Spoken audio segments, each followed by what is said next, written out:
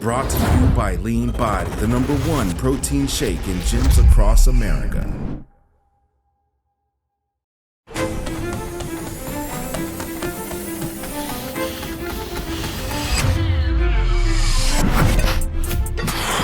There's been a time where I trained bodybuilding to get as big as I possibly can. I've come to notice that when I was in that stage, I had so many injuries because I didn't really have as much body fat as you need to play rugby.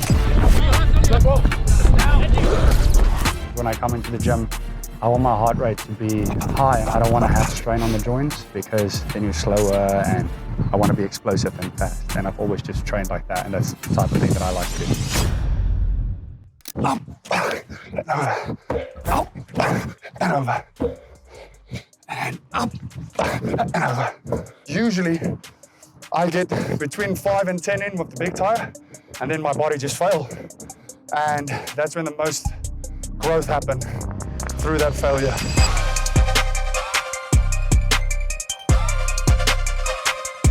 There's two different ways to do tire flip. You can go heavy. You can't be as explosive because it's so heavy, so it's more of a pull into a push. With a smaller tire is basically just explosive. You're gonna pull it and it's gonna flip over. That's the difference of it. I like to do both in my exercises. One builds strength, the other one builds endurance. Mostly I do the small tire first, so I get tired. And when I'm tired, I get into this to test my strength while I'm doing it. And up, and up, and up, and up. And that's the big difference.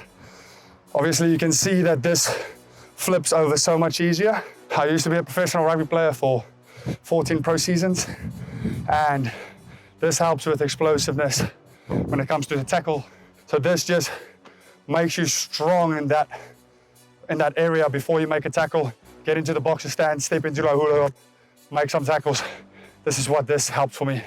The strength helps more. When the bigger boys run onto your shoulder, it's not always fun, but you gotta get it done. You gotta do the work now that it's easier on the field.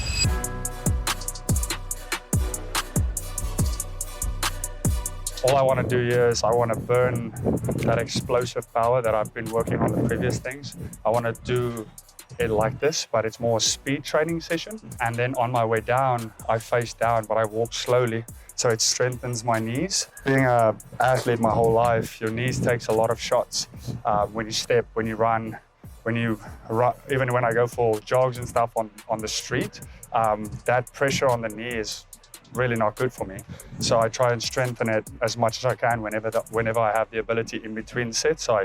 Just by walking down slowly, facing downwards, it gives you that, it's the similar movement to the walking backwards on a treadmill. The harder the levels go, the better it works for the knees, because you kind of have to stop yourself from going down and not falling. This one is a little bit easier. It will be the easiest of the three.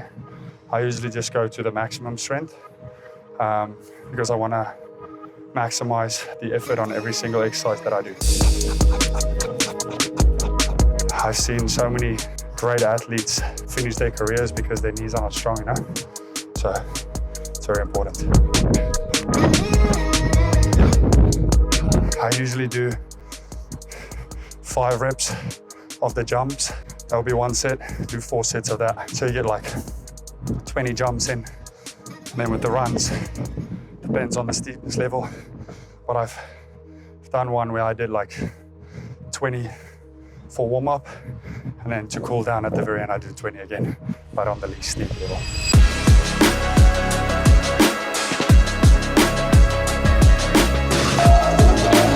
Because I've done so many explosive stuff with my legs, you get tired obviously, so you're not as strong as if you would do this in the very beginning. It's about 15 yards that we push, turn around, come back. With this, try and keep your back straight, because otherwise you're doing that and you're putting a lot of pressure on your lower back, and you don't want to do that. So let's go.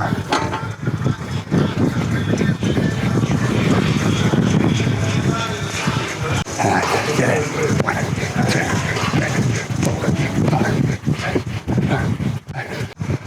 3. Like I said, my legs are cooked after all the other exercises, but you need to get that maximum performance. So even if you don't sprint as fast, try and load that legs.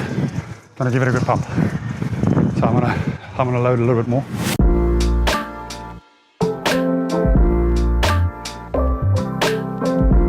This is obviously heavier, so maximum effort. Even if you go a little bit slower, just keep pushing. Because if you stand still, there's no effort. Even if you're walking, work through that legs.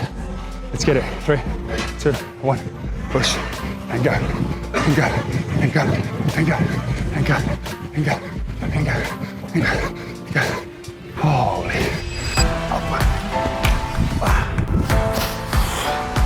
So this exercise is my last exercise of the day, and it's basically a half clean into a step up and a hold up top to work on that running posture. Step 1 kind of goes from here to there and up. Step 2 is like the power up. Step 3 is the hold up top and down. This is not so much about how heavy you can go.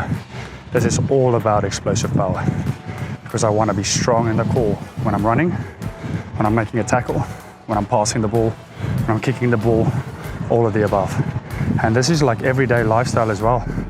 I mean, like running behind your daughter, and it's crazy too, because like a lot of dads and moms that's not fit could tear an ACL or ankle ligaments by just running behind their kids, you know? These type of things help with it, you know? There's been a time where I trained bodybuilding to get as big as I possibly can, but I've come to notice that when I was in that stage, I had so many injuries because I didn't really have as much body fat as you need to play rugby, because like it's a collision sport, right? It's like football, and if you're too skinny, like you're just prone to injuries.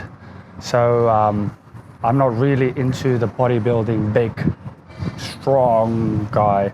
I've never really been into it, and it's also, to me, it's always been harder to do that, just because like when I come into the gym, I want my heart rate to be high, and I want to work, and I want to feel like I work hard. And I'm not saying you're not working hard, but it's a little bit more straining on the joints. And seeing that I was playing a collision sport, I don't want to have strain on the joints, because then you're slower, and I want to be explosive and fast. And I've always just trained like that, and that's the type of thing that I like to do.